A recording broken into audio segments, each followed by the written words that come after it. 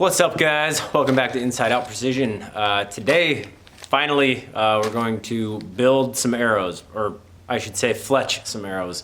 So I get a lot of questions on this: what jigs, 3 fletch, 4 fletch, what vanes, blah, blah, blah. So I'm gonna go over some pretty crucial things in preparation and choosing your vanes. And then I'm actually gonna fletch a couple arrows and kind of show you my process there. So the first thing is gonna be choosing your vanes. Now, most likely, if it's gonna be kind of a do-it-all arrow, something you're gonna shoot for 3D shoots, recreational target, and hunt with the same arrow. Some of the more common vanes that we use are like these AAE hybrid 23s, AAE Pro Maxes, or Max Stealth vanes. Or by far and away the most common, you have your Blazer vane here. Now, choosing the vane, really it's gonna come down to what you're trying to do. If I'm gonna use a lower profile vane, like these hybrid 23s, I might wanna do a 4 fletch because it's not gonna displace as much air because it's lower profile. So you get a fourth vane on there. It's going to create more drag quicker and get that arrow spinning and help steer it. If you haven't seen my video on 3 fletch versus 4 fletch, hop down our playlist there, should be somewhere down there. It's called 3 versus 4 fletch, and kind of watch that to maybe decide which one you like. But the big thing is the vane prep. So bonings and these AAE hybrids, any of the hybrid series, need 0 vane prep. And what I mean by that is I don't need to use a little primer pen or any sort of like denatured alcohol or anything on the vane. Now, any of the Max series, so these are the AAE, these are the Pro Maxes. Can't I focus on that? Any of the Pro Maxes or Max series vanes, you have to use their primer pen and you have to use AAE Max Bond glue. Now, I use AAE Max Bond for everything, but for whatever reason, the Max series vanes, whatever coating comes on them from the factory, if you try to just put super glue on and stick them on, as soon as they're dry, you can just peel them all right off. All the glue sticks to the shaft, nothing sticks to the vane. Now, if you don't buy one of their little primer pens, what you can use is if you get like acetone, get a little Q-tip, put acetone on one end and denatured alcohol on the other, run the acetone end down at first, then run the denatured alcohol, and then put your glue on and stick it, and it should stick pretty well. Now, that being said, it is not their primer pen. It says very explicitly on the instructions, use primer pen and use AAE Max Bond. And I can tell you from experience that if you do not follow those with any of the Max series vanes from AAE, your vanes are going to fall off. Now, conversely, with the hybrids, it specifically says do not prep the vane at all. And I can also tell you from experience that if you use denatured alcohol before putting your, like on the actual vane, or if you use lacquer thinner or something on the vane before you stick it, they will fall off. So listen to the instructions. Most vanes are going to come with instructions on how to prep either the shaft or the vane.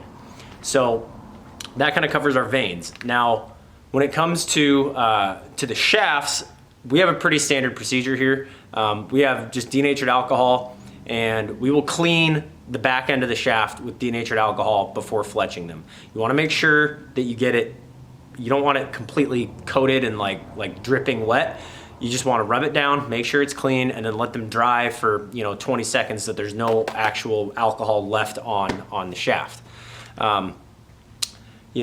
Some shafts like Axis arrows, Easton Axis, they kind of have this like gloss on them from the factory. You can take real fine grit sandpaper, and I'll show you what I mean when I fletch one. You can take like real fine grit sandpaper and just kind of rough up the back of it, but you're not, you roll the shaft while you're doing it. You're not making any flat sides. You're just kind of roughing up the shaft, then you clean it, then you fletch it. And we never have any issues falling off. When it comes to glue, like I said, there's a lot of different super glues out there, like AAE Max Bond, Goat Glue. I mean, people use Gorilla Glue, Super Glue. I always use AAE Max Bond if I'm gonna be using Super Glue, which will stick to anything. You can use, at least with the bonings, the boning vanes, like the Blazers, we sometimes use NPV cement if we're just sticking it to like a gold tip or a pure carbon shaft. but NPV cement will not stick to any sort of aluminum. So if you're fletching like aluminum indoor arrows or like FMJ aluminum carbon arrows, you can't use NPV. You have to use super glue. So if you're gonna buy one glue to do it all, I would recommend just getting like AAE Max Bond. It'll stick to anything, whether it's wraps, aluminum, carbon, whatever.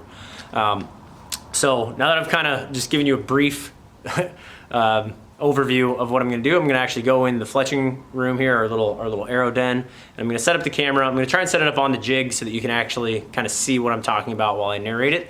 And we're gonna build a couple arrows, and I'm gonna show you kind of my process. So give me just a sec, get the camera set up, we'll get to it. Okay, so I'm gonna kind of show you what we do for our prep. So this is like an axis fresh out of the bag. Now you don't need to do this sanding part, but this is just something that I've always kind of done. So what I'll do is I just kind of set it on my lap here, take some sandpaper, and just roll it back and forth real quick as I scuff up the back. And again, I'm not taking any material off. I'm literally just roughing up that kind of glossy coat that comes on it. Then I just take a little bit of denatured alcohol on a rag, and I'm just gonna clean that off really well. You can hear it kind of start to squeak once it's real clean. So now we're gonna let that dry. I'm gonna set it in my jig here. Now, there's a lot of different jigs out there. I'm using the Bitzenberger for this demonstration. And when you're purchasing your jig, there's a lot of different options. You can do a straight clamp, a right helical clamp, usually a 12-degree right helical clamp, or a left helical clamp. Now I know you're thinking 12 degrees sounds like a ton of helical, and it is, but that 12 degrees is over this entire 6 inches of the clamp. So that's assuming it'd be a 12-degree helical on a 6-inch vane. So if I'm shooting a 2-inch vane, like a blazer that I'm going to use here, then it's a third of that helical. So it's going to be like only a 4-degree helical using something that short. And to be honest, it probably equals out to be a little bit less than that, because at the bottom of this clamp here, it doesn't really start to twist until about halfway up. So it's only putting about 2, maybe 3 degrees of helical on that vane, which is pretty much perfect. Now, if you're going to run a straight clamp, meaning there's no helical in the clamp, it's just straight, you need to offset your jig left or right. So I'm going to show that here in just a second here while I'm kind of narrating this. But essentially, you know, if I put a perfectly straight vane on there, it's not going to spin the arrow. It doesn't really do much for you. The arrow has to spin to have any stability. So if you're going to use a straight clamp, you have to actually set the jig up to where the piece the clamp goes onto is angling that vane on the arrow at a couple of degrees. If you're going to be using a right hand helical, which we use here, there's a couple alignment marks on this jig that I'm going to show here. Basically, I leave the bottom ones completely just matched up so that the center of this jig is right in the center of the shaft. The top one for a right hand helical, I run just maybe a 1/16 of an inch to the right of the mark on the jig, so I'm getting just a very slight right offset along with that helical, and it seems to seat very well on the shaft. And then I get just, in my opinion, the perfect amount of helical and offset on there. So it spins it, but it's not going to spin it too fast and cause that parachuting.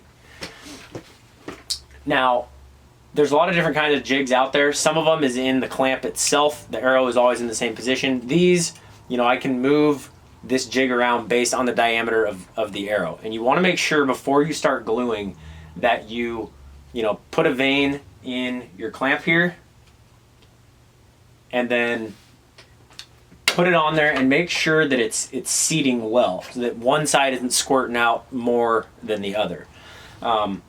Most of them, for your standard hunting size shafts, pretty much right out of the box are going to be just about right. But if you go with a real big diameter shaft, you may need to move everything to the right or left a little bit to get it to seat right. Or if it's a real small diameter shaft, kind of the same thing. Otherwise, it might be too far, on the outside the center or inside the center of the shaft. So you need to play around with that and make sure beforehand. Once you get it seating well, there are all these little lines. Let's see if I can focus on that. All these little lines on the back of the jig here. We have found that the best one to put them on with a Bitzenberger is the second little line. The reason for that is if I get the Fletch or the Vane too close to the back of the arrow, lots of times you're going to get contact on your face with it, and that can cause issues. That being said, you know, the further back the Vane is on the arrow, the better it's going to steer. So you want it as far back as possible without getting contact on your face. Now everybody's going to be a little bit different on this based on your anchor point and your draw length and all that.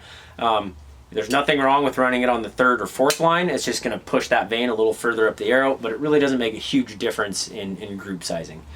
So I would start by, if you're using a Bitzenberger or the little boning jig that looks just like this, start on that second line and build one arrow and see how it works before you do all 12 like that, because once these vanes are on there, there's no reusing them. If you have to strip them off, oh my gosh.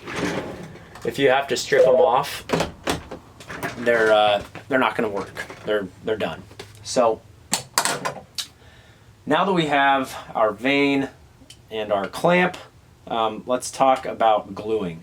So like I said, I like to use the AAE Max Bond. It looks like this. This is a great little super glue. Seems to work well for everything. And the key when you're doing this is you don't want a ton of excess glue, especially with super glue, because it's runny. If a bunch squishes out on each side, what's going to happen is it's going to start, while it's in the jig here, it's going to start running down your arrow, and then you're going to have these big ugly glue lines and gobs of glue. So I'm going to show you what I do to get an even coating that will stick well, but not have any excess. So what I like to do, actually, I'm going to focus on this, yep, just like that. Rather than trying to do one even line down the whole thing, I take and I just make like 6 or 7 little dots of glue. So you can kind of see those on there. Try and get some reflection. They're just 6 or 7 little dots of glue. And then I actually just take the nose of the glue bottle and I just kind of spread them out and get off that excess. So you should see the entire foot of the vane coated in glue, but it should not be running up and down. If you hold it upside down and you see glue running one way or the other, that's too much glue. You kind of with super glue, less is more to a certain extent. Once I get that on there, you can see how I just have my vane, the foot of the vane isn't all the way up against the jig. There's probably a 32nd of an inch of vane there, and that's important because I need to be able to push the vane down onto it. I don't want this to hit the shaft and not get that vane seated, and I'm going to show all that here in a second. So once that's on there, put it on my jig, push it right down, and then with super glue I like to wait about probably, to be safe, I'd give it a minute per vane. If you're in a rush, I mean, you can wait 20 seconds. Chances are it's going to stick just fine. But give it about a minute, then you're going to pull that clamp off, rotate to the next position, and do the exact same thing on that. So I know you couldn't really see what I was doing there, so I'm going to set the camera up on the actual jig, show how my clamp and my jig is set up, and then just let you watch me fletch an arrow. So I'm going to get the camera set up like that, and we'll build another arrow here. Okay, so this is the part of the jig that I was talking about. You can move back and forth to the right or left. So by loosening this little knob here and turning this, I can move this magnetic portion of the jig here right or left. So you heard me mention earlier that I lined the bottom jig up evenly, the bottom of the jig up evenly. I know it's hard to see, but there's a little line right here and then a matching line on the jig. So those are even, which puts the vane right in the middle of my shaft. And then on top, you can see right here that my jig is slightly offset from the center of the clamp there, or excuse me, my clamp is slightly offset from the center of the jig there, and that's going to give me that little bit of right degree offset to go with my right degree helical. Now let's actually fletch this guy. Okay, so going to take my clamp. Again, we're going to put the back of the vane lined up with that second line on the jig there. And I'm going to take my glue See if you guys can see this a little better. I'm going to do 1, 2, 3, 4, 5, 6, 7 little dots. Take the nose of my glue bottle and just kind of spread that out throughout the foot of the vane, just like that. Now you can also see here, that one needs to actually go in there a little better. You can see that the foot of the vane there is not all the way up against the clamp. There's just a little bit of space there. And that's gonna help me seat really well on the actual arrow. So, we got that there. This goes right on. I kind of put the back of the clamp down first. Let's see if you can get over to here. So,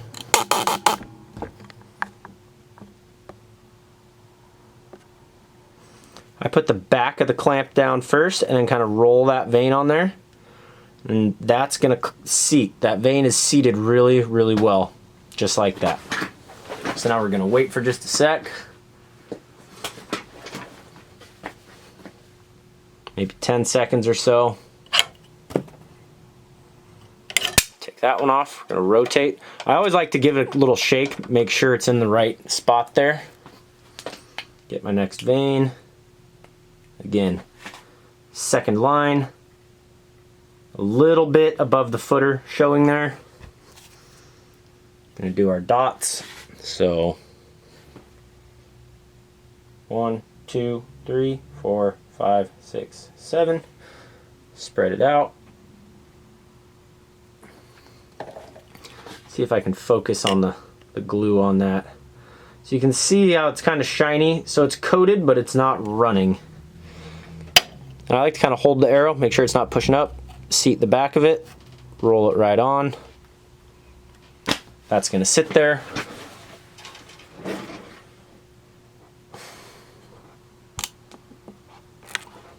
Okay, so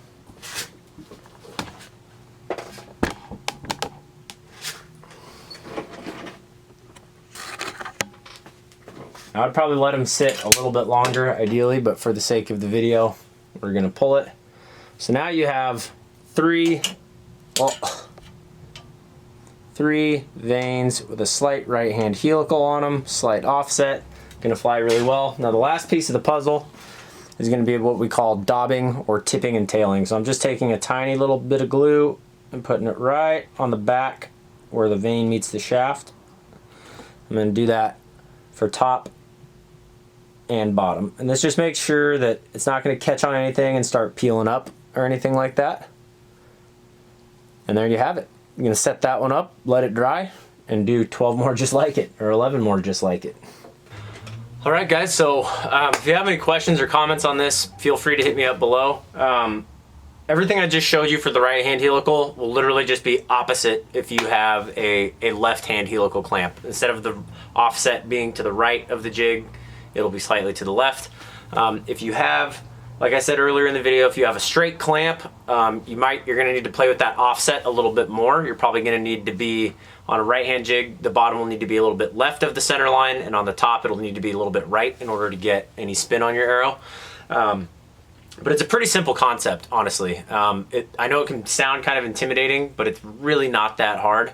If you're using wraps, you want to make sure that the vane is either right on the seam, so where the wrap comes around and overlaps, you either want the vane right on that seam or on the downhill side of the wrap. So you don't want it right on the overlapping piece. So if this is my seam right here, I would want the vane on this side, not on the overlapping piece. We've seen it where over time, if the vane's on that overlapping piece, shot after shot after shot, just basically that resistance from the vane spinning and pulling on that will cause the wrap to start pulling up. Wraps are pretty simple to figure out. Lay them down, roll them on your arrow. not real rocket science there. But I thought I'd throw that out there just in case you're gonna be putting wraps on your arrows. Either be on the seam or below the seam, not above the seam. So, like I said, it's a good time. Everybody's at home, not doing anything. Order yourself some arrows, get yourself a jig, get yourself some vanes, and start building arrows. Whether you're doing 3 Fletch or 4 Fletch, the concept remains the same.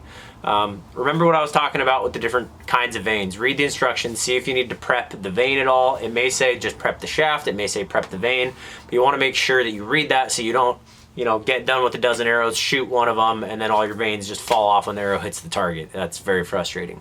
So thanks for watching today, guys. Hit that subscribe button if you haven't already. Remember, precision is a decision. Keep them in the middle, and I'll see you on the range.